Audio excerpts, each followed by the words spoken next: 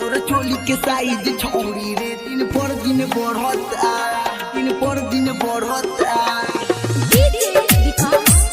तोरा चोली के साइज छोड़ी रे दिन पर दिन बढ़ता, दिन पर दिन बढ़ता। तोरा चोली के साइज छोड़ी रे दिन पर दिन बढ़ता। देखले रही बड़ी यार भइल रहले ना तो यार कौन रोज रोज करता। तोर चोली के साइज छोड़ी रे दिन पर दिन बढ़ता। तोर चोली के साइज छोड़ी रे दिन पर दिन बढ़ता। तोर चोली के साइज छोड़ी रे दिन पर दिन बढ़ता, दिन पर दिन बढ़ता। तोर चोली के साइज छोड़ी रे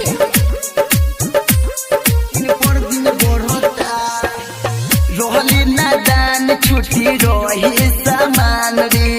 इतना ते जल्दी कैसे भइली सयान रे, भइली सयान रे, भइली सयान रे।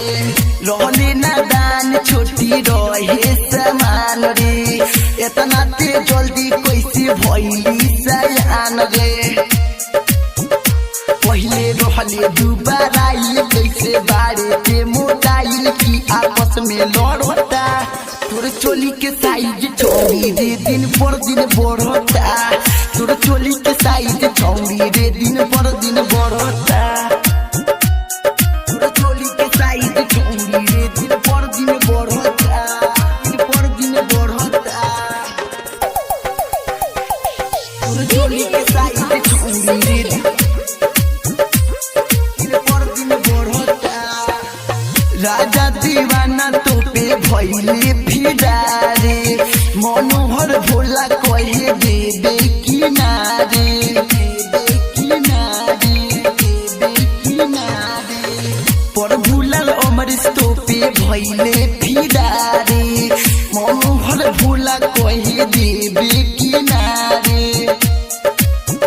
बारे राइटर नित्या राजा चाहे दे दे उनके साजा उ तो पे मरता। तोर चोली के साइज छोड़ी रे दिन पर दिन बढ़ता। तोर चोली के साइज छोड़ी रे दिन